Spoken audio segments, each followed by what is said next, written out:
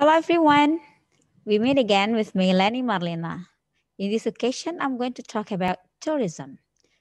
Are you ready to listen? Here we go.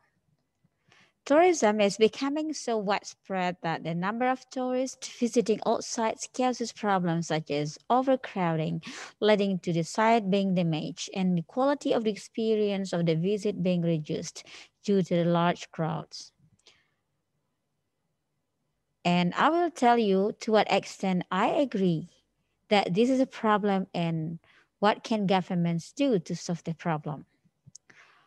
Over the past century, travel and tourism have become increasingly popular activities, and the number of tourists has increased exponentially each year. Many people believe that excessive numbers of tourists will not only detract from the experience of visiting old sites, but will also damage the sites themselves. I agree that tourism members have become a problem throughout the world and that governments should take steps to limit the number of tourists or to provide suitable alternatives to the present situation of overcrowding. To begin, there are two problems which arise from large numbers of tourists visiting famous sites. Firstly, the quality of the experience of visiting a famous relic is negatively affected by crowd.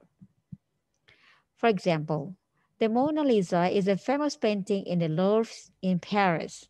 When people visited the museum and went to view the Mona Lisa, they could barely see the painting because the room was so crowded. For this reason, the people did not enjoy the experience.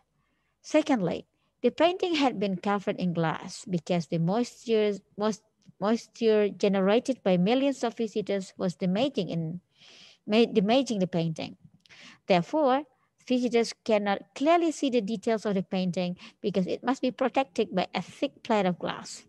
Both of these factors detract from the painting itself, as well as the experience of viewing it. There are several solutions governments could implement to decrease the negative effects of large crowds in tourist destinations. For example, governments could limit the number of people allowed to visit a site each day to protect the sites from damage caused by crowds. Also, replicas of deteriorating sites or artifacts could be made so that people can have the experience of visiting the site but do not actually damage the irreplaceable site or object. In conclusion, it is evident that the increasing numbers of tourists can damage old sites and detract from the quality of the tourist experience. Governments, tourist operators, and the tourists themselves should take precautions to ensure that these valuable sites remain intact. Well, if you have another idea about this tourism, please let me know in the box of comment. Thank you very much for listening and watching. See you again in different topic.